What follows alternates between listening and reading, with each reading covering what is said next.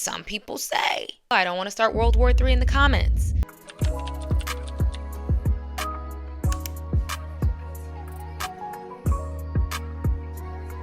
Hey guys, it's your girl Cameron and I'm back at it again with another video.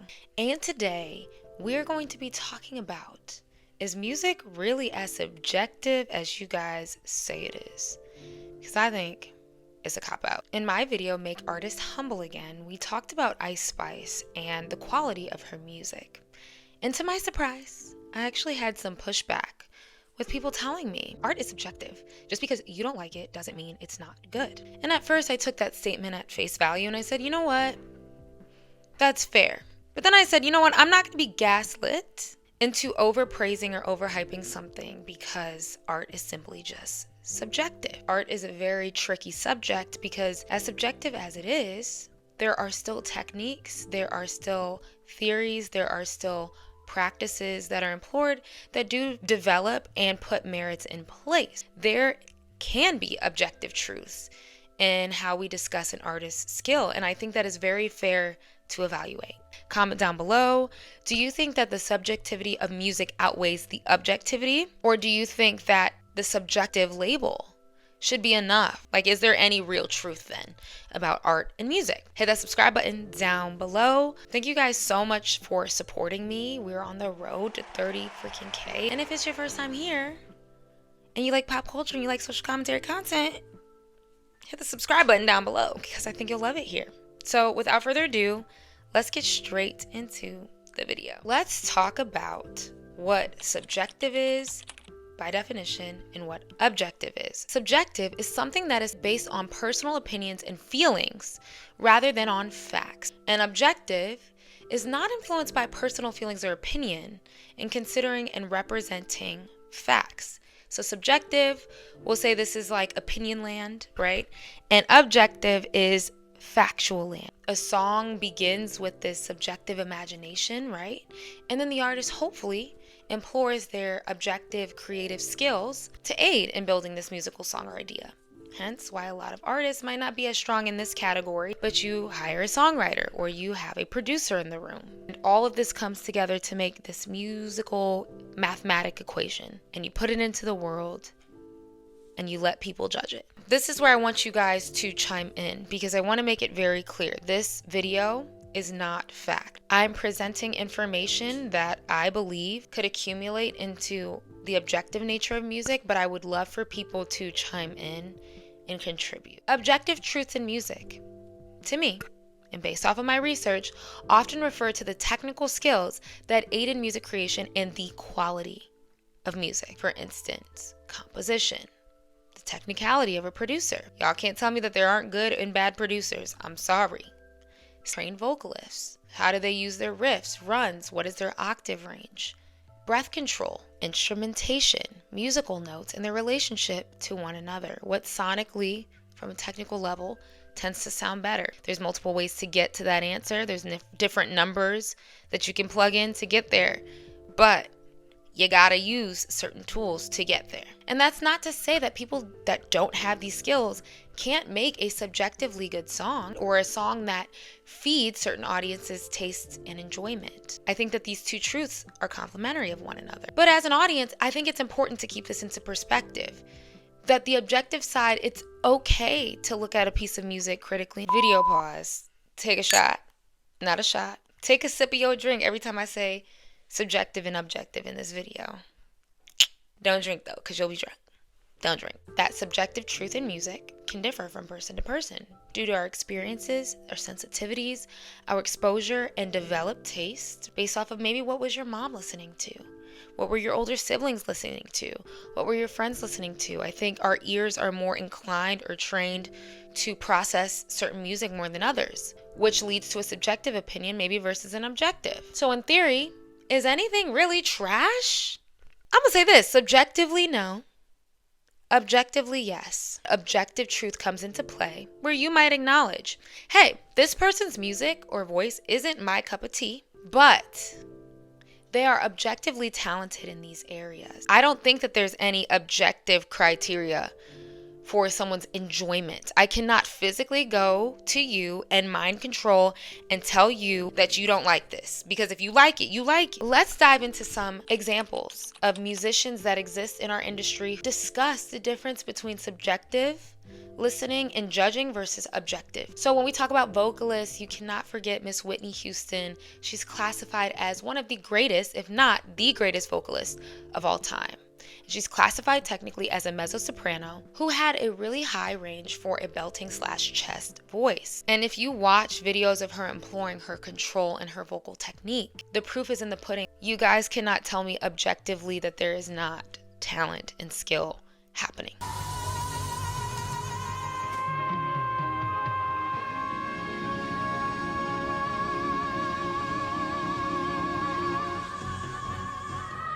Then you have somebody like Mariah Carey. Carey has one of the widest vocal ranges in history with about a 5-octave range. See them talk about your octaves. How many octaves do you have? Some people say 5, some people say 7. But I don't think that's a possible thing to have. She's also known for her ability to move in and out of vocal registers, which is almost unparalleled. Mariah can go very, very high, we know, with her whistle tone. And she can go very, very low. Her voice is very deep. And her incredible vocal range has hailed her as the queen of whistle tones. Is she the first to do them? No. But she made that her signature with the clarity and the length and the control she was able to employ with that skill. Now, if anybody walking off the street can do a whistle tone, let me know.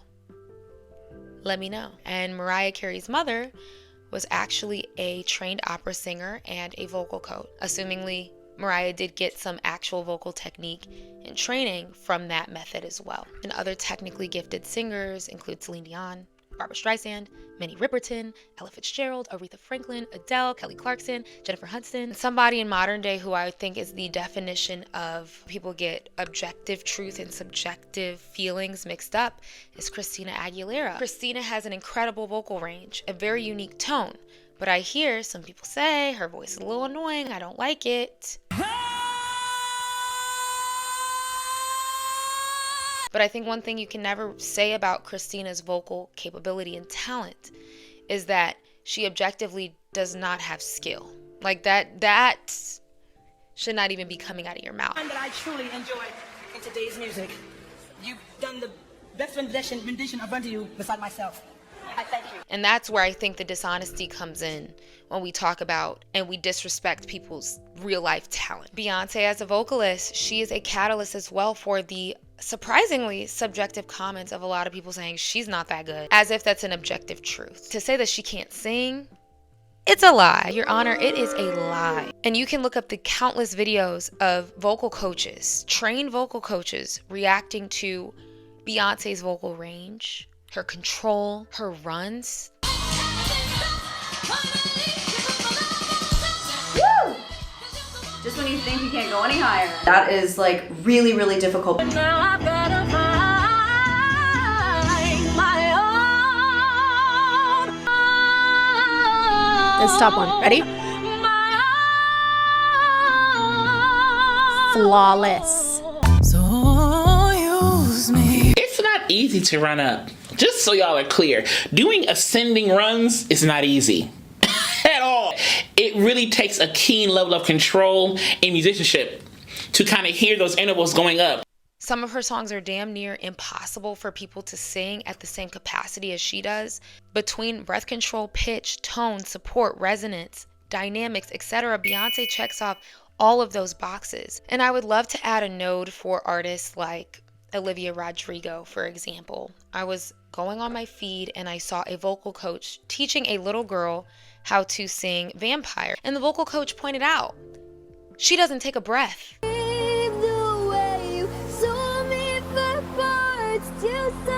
There's no breath there. There's no breath there. Listen here.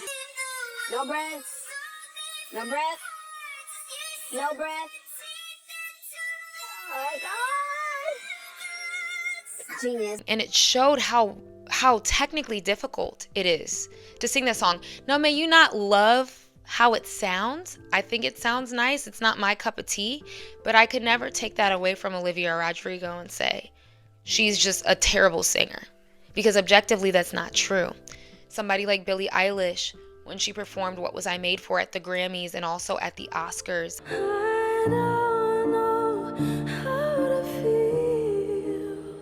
a lot of people say, oh, she whisper sings, oh, she can't really sing. The hell she can. Of her tone is that it's going to have this very whispery tone quality. It's going to feel light, fluffy, ethereal most of the time. That is actually really hard to sustain and have a lot of continuity in. Other people might think, oh, that just sounds easy. Her voice is weak. That's not the case. And it might not agree with your ear as far as, oh, hey, I like a stronger tone. I like a belter. I think the whistle's a little soft for me. But it scares me how you guys defend mediocre artists, but with artists who actually display true talent, you discredit. Another person vocally that I feel like y'all disrespect on an objective level is Kehlani. For years, y'all have said, oh, she makes lash tech music. That's crazy. The clarity in her vocal tone and her control over her runs.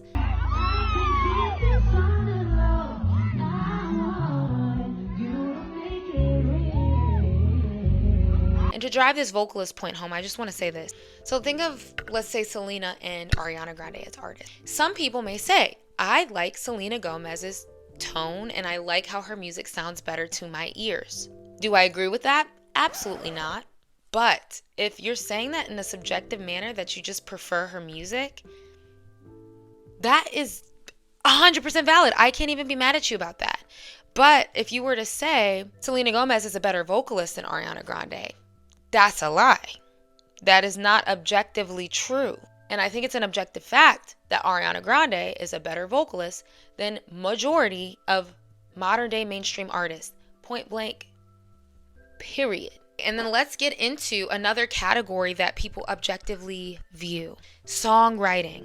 When we talk about historically artists like Bob Dylan, who was considered one of the greatest songwriters of their time, he was also a hailed poet who was able to change pop music. You have songwriters, Mariah Carey, and y'all are going to jump me in the comments, but I'm going to also mention Taylor Swift. I think that it is unfair to say that she's not lyrically gifted and lyrically talented, considering she writes majority of her music. So let's look at language tools that I believe great songwriters employ in their work. Personification. When the poet treats an abstraction or inanimate object as if it were a concrete or human being. Rhyming, similes, imagery, using the five senses to draw people into our stories, as well as word painting. So that's using music to accentuate the feelings of a specific lyric or word. A expansive list of vocabulary. When we talk about expansive use of words, Mariah Carey single-handedly might have taught me most of the SAT words I know, with her using words like elusive, enraptured, acquiescent, emblazoned, incandescent, unvarnished, trepidation. The woman is a human dictionary. The fact that she's able to weave these words into a story and a song objectively cannot be taken away from her.